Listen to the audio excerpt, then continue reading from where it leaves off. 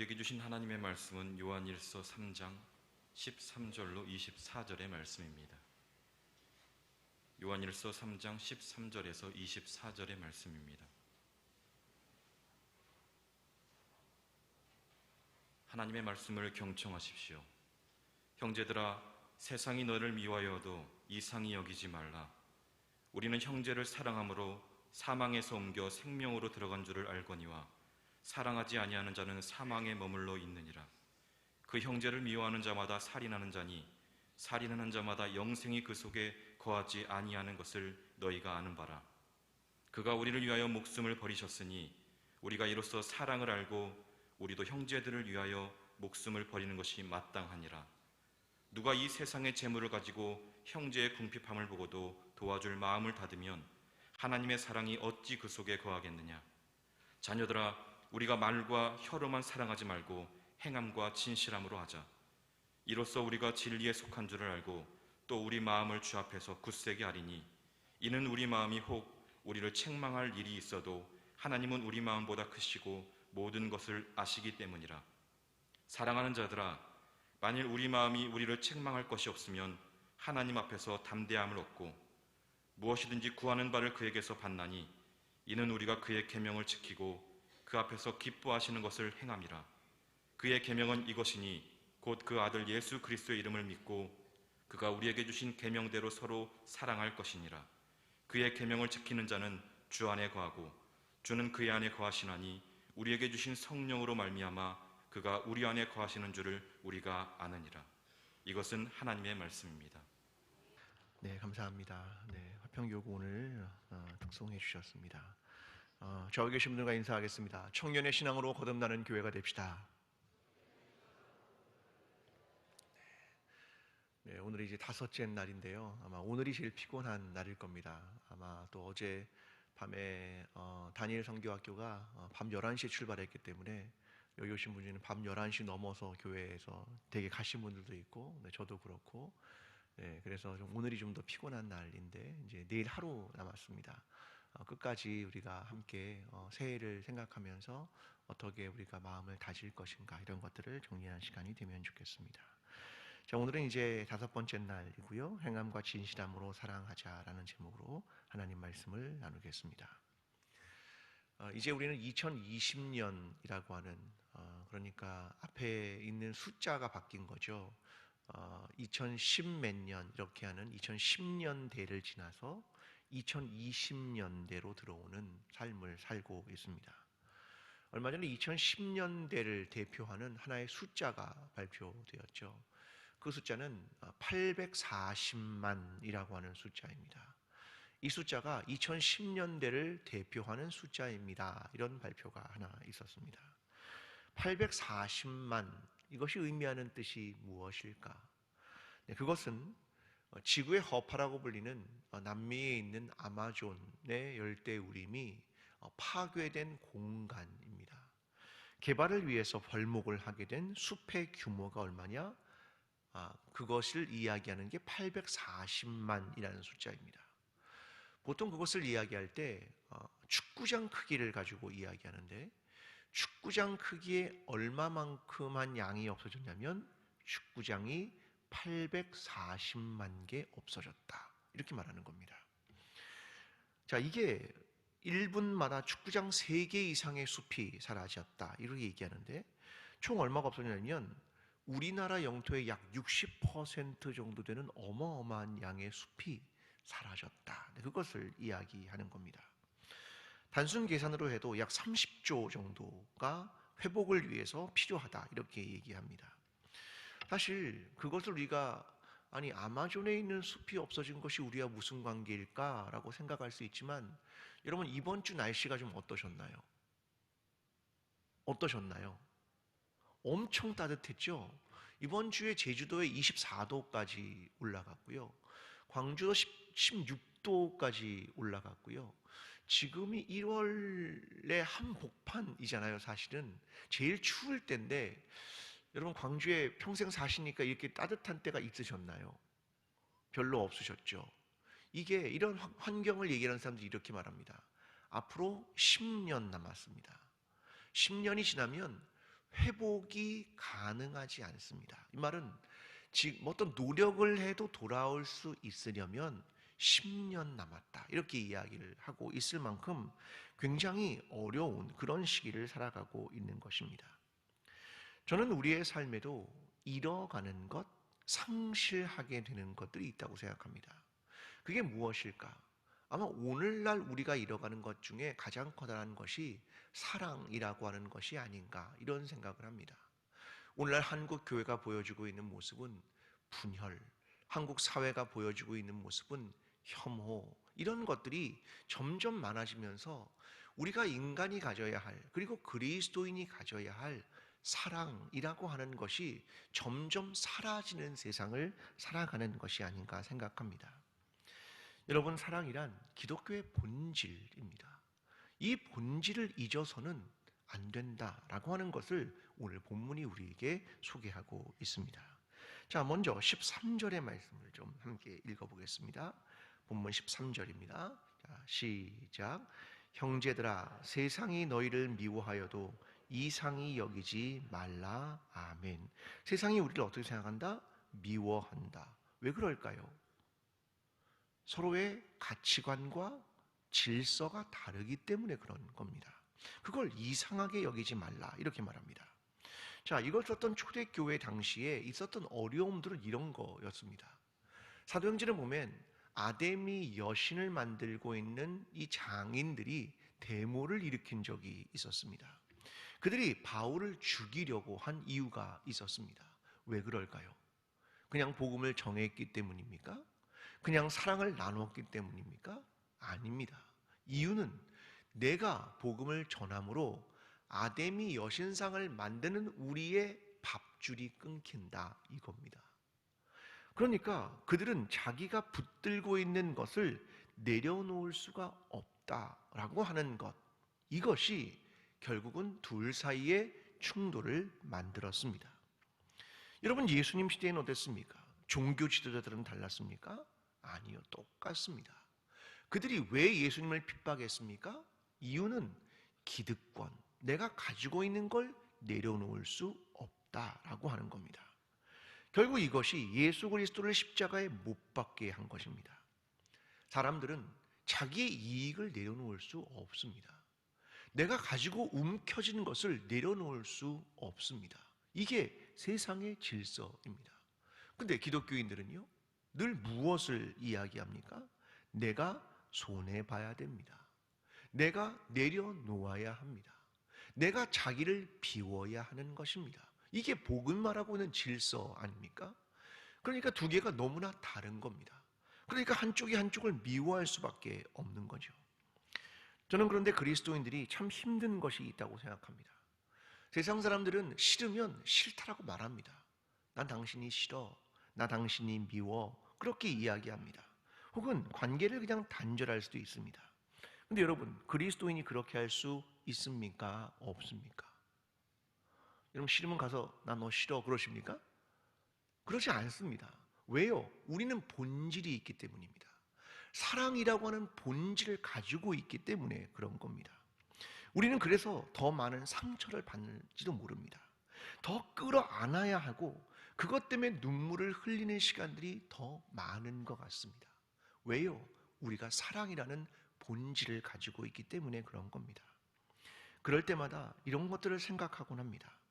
하나님이 나 같은 사람도 사랑하셨는데, 하나님이 나 같은 사람도 참으셨는데, 하나님이 나 같은 사람을 위해서도 십자가를 지도록 하셨는데, 스스로 하나님이 십자가를 지셨는데 말입니다.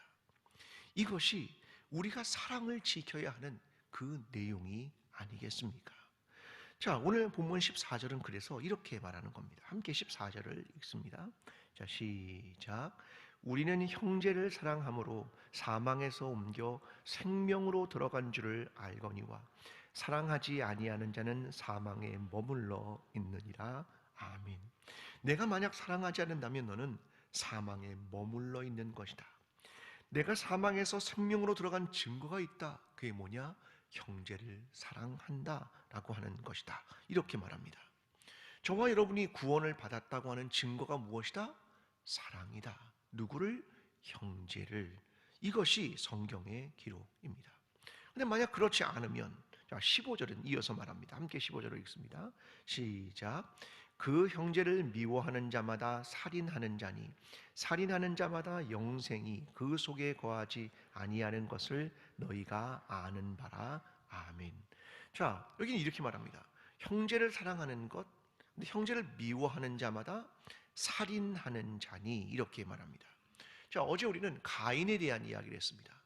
가인이 가지고 있는 중요한 은유가 있죠. 그게 뭡니까? 형제를 미워했다. 결국 형제를 살인했다. 이게 가인이 주는 것입니다. 그래서 너희는 가인같이 하지 말아라. 이 얘기를 요한이 하고 있는 것입니다. 아니 근데 형제를 사랑하지 못하면, 미워하면 왜 살인이라고 말하느냐라고 하는 거죠. 이게 누구의 이야기일까요? 자, 함께 말씀을 좀 찾아보겠습니다. 마태복음 5장으로 갑니다.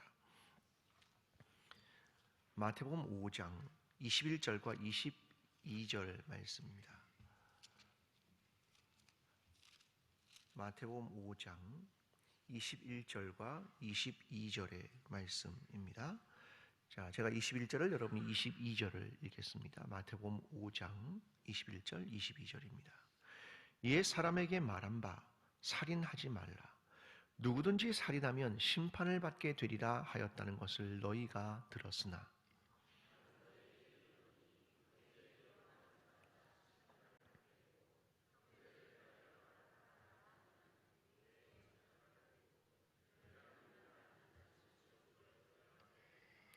아멘. 자, 살인에 대한 이야기를 산상보훈에서 예수님이 하십니다. 근데 살인이라는 걸 뭐와 연결합니까? 형제 사랑, 이것과 연결하고 있는 내용입니다. 자, 내가 형제에 대해서 노하는 자마다 무엇을 받게 된다? 심판을 받게 된다. 형제에 대해서 라가, 이 말은 한마디로 골빈 놈, 바보 이런 뜻입니다. 그는 어떻게 된다? 공회에 잡혀가게 된다. 미련한 놈이라고 말하는 사람은 지옥불에 들어가게 된다. 이것이 예수님의 말씀입니다. 내가 미워하느냐? 그렇다면 너는 어떤 걸 한 것이다? 살인한 것이다. 이게 얼마나 엄중한 얘기를 하고 있다는 걸 우리는 자꾸 잊고 있습니다. 사람을 죽인다, 이 살인하지 말라는 건 원래 구약의 10계명이 6계명 아닙니까? 살인하지 말라, 이것입니다. 여러분, 살인이 죄입니까? 아닙니까를 물어보지도 않습니다. 왜요? 이건 마치 공리와 같습니다. 여러분, 1 더하기 1은 2입니다. 어떻게 증명하실 겁니까?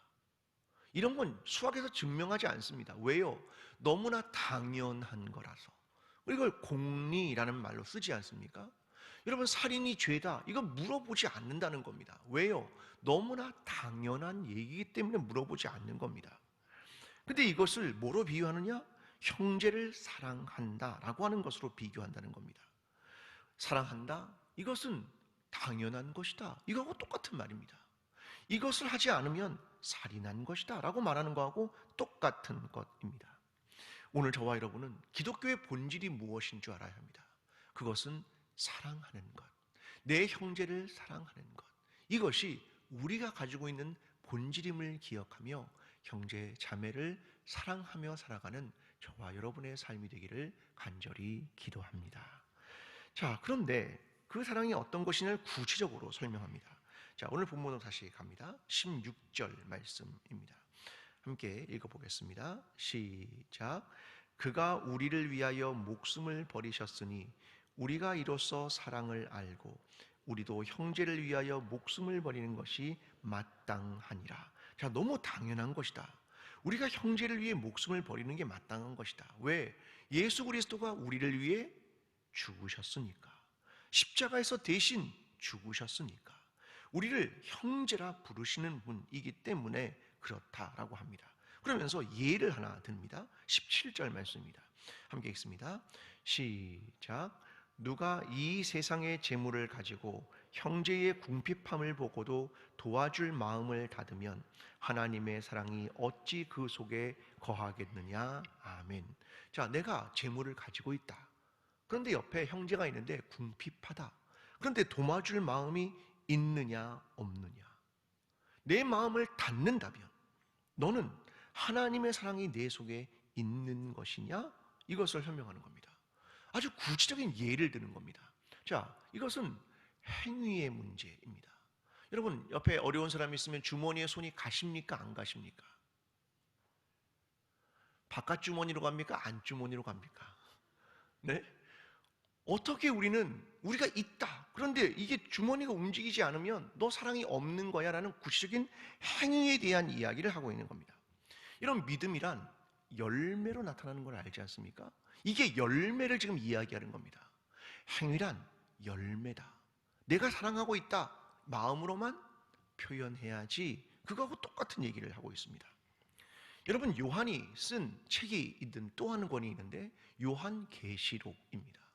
요한이 쓴 책입니다. 이번 주일날 제가 설교를 할 텐데요. 여기 보면 초반에 7개의 교회에 대한 이야기를 하십니다. 자, 이 7개의 교회에 대한 이야기를 하면서 주님이 표현하고 있는 표현들이 하나 있습니다. 뭐냐면 안다라는 겁니다. 안다. 내가 안다. 이런 동사를 자주 사용합니다.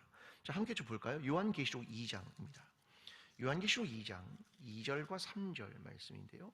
자, 먼저 에베소 교회에 이야기하는 걸 보면 알 수 있습니다. 이게 다른 교회들도 반복이 됩니다. 요한계시록 2장 2절과 3절입니다.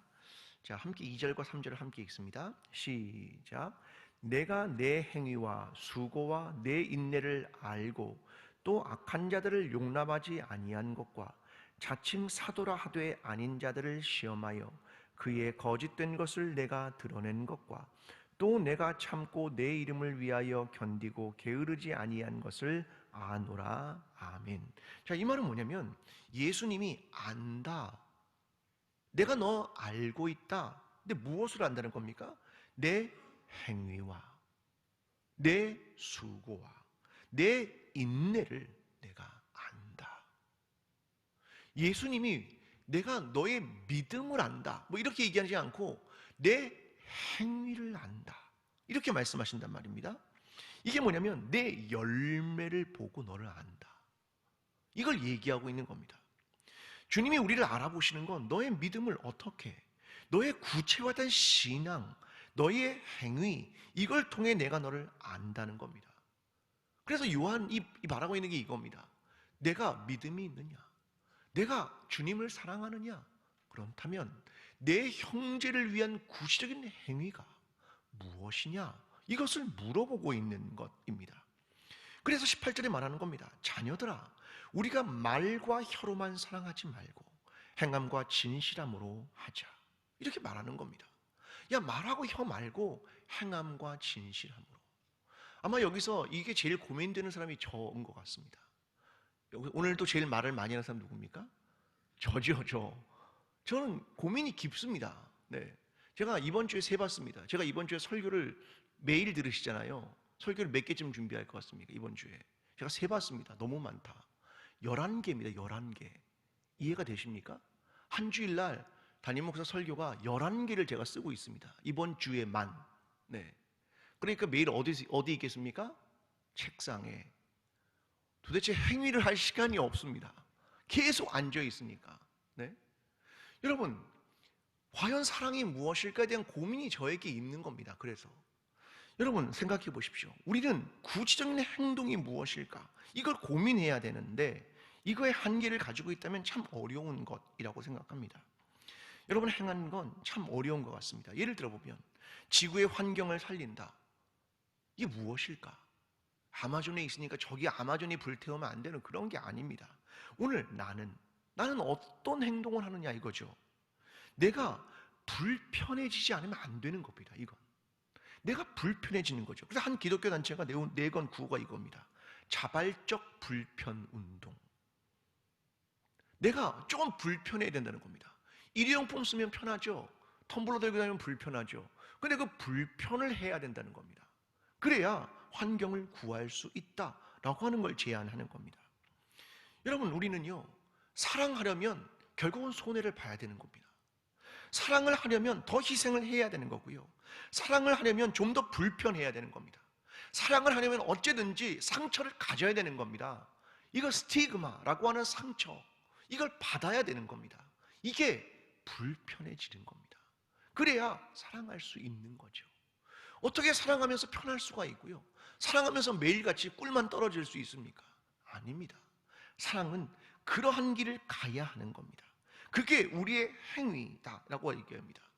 그래서 이렇게 하는 겁니다. 내 행위를 알다, 내 수고를 안다, 내 인내를 안다, 그렇게 말씀하시는 겁니다. 오늘 우리는 그 행함이 무엇인지를 알아야 하는 것 같습니다. 또 하나가 있습니다. 그것은 진실함. 행함과 진실함으로 해라. 진실함이란 무엇일까? 여러분, 진실함이란 보이는 곳에서뿐 아니라 보이지 않는 곳에서도 똑같아야 그게 진실한 것 아니겠습니까? 저는 하나 보는 프로그램이 하나 있습니다. 여러분도 많이 보시는 분 있으실 텐데, 백종원의 골목식당이라는 프로를 봅니다. 보십니까 혹시? 네, 보시는군요. 다행입니다. 보면 이게 백종원 씨가 골목의 상권을 살리는 그런 내용입니다. 뭐 노하우도 가르쳐주고, 뭐 어떨 때는 인간관계도 해결하고, 막 되게 다채롭게 해결을 해가면서 주변 상권을 살리는 것에 대한 이야기를 하고 있는 겁니다. 근데 얼마 전에 다시 옛날에 가르쳐줬던 대로 다시 가봅니다. 그대로 하고 있는지. 근데 가보면 어떻습니까? 다 옛날로 다시 회귀해 버렸습니다. 가르쳐준 대로 안 하고 다시 자기 마음대로, 처음으로 자기 방식대로 다 돌아갔습니다. 손님들이 다 떨어져 나갔죠. 이걸 계속 보면서 이런 생각을 합니다. 야, 진실하다는 건 뭘까? 진실하다는 건 뭘까? 그때뿐 아니라 그 다음에도 똑같을 수 있을까? 누가 방송에서 보여주는 것 말고 보이지 않을 때도 똑같을 수 있을까? 그게 진실함이라는 것 아니겠습니까? 누가 본 때만 하는 것이 아니라 보이지 않아도 그걸 지켜나가는 것, 그건 진실함의 문제일 겁니다. 전 사랑은 되게 이런 거라고 생각합니다. 누가 보던 보지 않던 내 안에 있으니까 그 본질을 지켜나가는 겁니다. 그게 진실한 거겠죠. 사랑은 무엇일까? 사랑은 이 싸움을 끊임없이 하는 것 같습니다.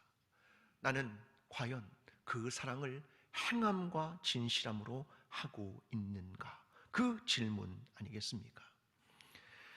여러분, 지난 2년 동안 올해 우리는 이제 청년의 신앙으로 거듭나는 교회고, 그 앞에 작년하고 그 전에는 어떤 주제가 교회의 주제였습니까? 그리스도의 손과 발이 되는 교회. 그럼 그 앞에는 뭐였습니까? 그리스도의 맥박이 뛰는 교회. 기억나십니까? 네, 그럼 그 앞에는 뭐였습니까? 물입니다. 네, 물입니까? 네, 교회, 하나님의 생명력. 여러분, 쭉 연결해보면 뭔가 떠오르지 않습니까? 교회, 하나님의 생명력. 그 다음에 그리스도의 맥박이 뛰는 교회, 그리스도의 손과 발이 되는 교회, 청년의 신앙으로 거듭나는 교회. 생명이 맥박으로, 맥박이 손과 발로, 손과 발이 청년이라는 존재로 변해가는 걸 그리는 겁니다. 무엇일까? 우리는 그리스도의 손과 발이 되고 행위를 하고 도와주고 이런 것이죠. 근데 이건 그리스도의 생명으로부터 출발했고, 내가 그리스도의 맥박이 뛰고 있다는 내 존재를 인식하는 것, 그리고 실제적 행위, 그 다음에 뭐냐면 존재입니다. 어떤 존재가 될까? 제가 처음에 와서 이야기할 때 가장 주제를 먼저 잡을 때 에스겔 37장을 잡았습니다. 마른 뼈들이 살아나는 이상이었습니다. 마른 뼈들이 살아나서 군대가 되는 이상, 이것이 교회 하나님의 생명력이라는 본문 주제였죠. 생각을 해봤습니다. 하나님이 우리에게 생명을 주셨다, 우리를 다시 회복시키길 원하신다. 그래서 에스겔의 이상을 말씀하셨고, 마른 뼈들이 살아나는 것을 말씀하셨습니다. 자, 군대로 일어났습니다. 자, 군대로 일어나는 사람들이 누구라고 생각합니까? 어린아이들이었을까요? 나이 많은 어르신들이었을까요? 군대로 되살아난 마른 뼈들이 되살아나는 것이 무엇이었을까? 청년 아니겠습니까? 청년으로 되살아나는 것 아니겠습니까? 아니, 어린아이라면 어떻게 전투에 나아가서 싸울 수 있겠습니까? 힘이 없다면 어떻게 싸울 수 있겠습니까? 여러분, 우리가 가진 생명은 뭐냐면 청년으로의 회복이라고 하는 것입니다. 저는 이것을 생각하게 된 것입니다. 그 존재 말입니다. 여러분, 우리는 생각을 해야 합니다. 너무 어쩌면 복잡하게 생각하지 않아도 좋을 것 같습니다. 그냥 올해에 하나를 생각하면 좋겠습니다. 난 청년처럼 살 거야. 어떻게? 청년의 신앙으로. 그리스도의 생명이 내 안에서 역사할 때 나는 어떤 것이 발현될 수 있을까? 이런 것들을 깊이 묵상하는 겁니다. 물어보면 각자 생각하는 청년이 다 다릅니다. 아마 여기에 100명, 200명이 있으면 다 다를 겁니다. 그러나 그때 하나님이 오늘 나에게 어떠한 청년으로의 변화, 청년의 신앙으로의 변화를 원할 것인가? 그걸 생각해 보자는 겁니다. 그것은 우리 안에 있는 본질이 있으면 가능합니다. 그게 뭐냐면 사랑이라고 하는 것입니다. 저는 많은 복잡한 걸 내려놓고라도 이 질문 앞에 늘 대면하면 좋겠습니다. 올해 나는 나 자신을 사랑하는가? 나는 내 가족들을 사랑하는 것인가? 나는 내 지체들을 사랑하는 것인가? 내가 속한 직장을 사랑하는 것인가? 나는 우리의 교회 공동체를 사랑하고 있는가? 이것이 우리 안에 있다면 우리는 이후에 열매 맺는 삶을 살게 될 것이고, 한 해가 마친 후에 뒤돌아보면 나는 과연 어떻게 살았는가를 바르게 평가하게 될 것입니다. 올 한 해 행함과 진실함으로 사랑하며 우리가 하나님께 속한 사람임을, 하나님의 자녀인 그리스도인임을, 우리가 그리스도의 공동체임을 이 땅에 증거하며 살아가면 하나님의 사랑으로 형제들을 사랑하며 살아가는 귀한 한 해의 삶이 되는 저와 여러분이 되기를 간절히 축원합니다. 기도하겠습니다. 사랑하는 하나님, 감사합니다. 하나님이 보여주신 사랑은 십자가에서 자기를 내려놓는 것이었습니다. 자기를 희생하며 자기를 비우는 것이었습니다. 하나님, 그러나 우리의 사랑은 어떠합니까? 어떻게 사랑하고 있습니까? 하나님, 우리는 진리를 안다고 말합니다. 그리고 하나님의 자녀라고 말합니다. 그리고 하나님께 속한 사람이라고 말합니다. 그러나 우리에게 진실한 사랑의 행함들이 있습니까? 우리는 그리스도가 머리 된 공동체입니다. 그 사랑이 있습니까? 올 한 해 이 질문 앞에 대면하며 하나님을 사랑하고 형제를 사랑하고 우리에게 맡기신 귀한 것들, 사람들 사랑하며 살아가는 귀한 한 해 될 수 있도록 주님, 우리와 함께하여 주시옵소서. 이제는 우리를 위하여 십자가를 지시고 부활하신 예수 그리스도의 은혜와 하나님 아버지의 끝없는 사랑과 성령님의 교통하심이 주의 말씀을 붙들며 올 한 해 청년의 신앙으로 끝없이 사랑하며 살아가기를 소원하는 여기에 머리 숙인 모든 하나님의 자녀들 머리 위에, 광주제일교회 위에, 나라와 민족 위에 지금부터 영원까지 함께 하시기를 간절히 축원하옵나이다. 아멘.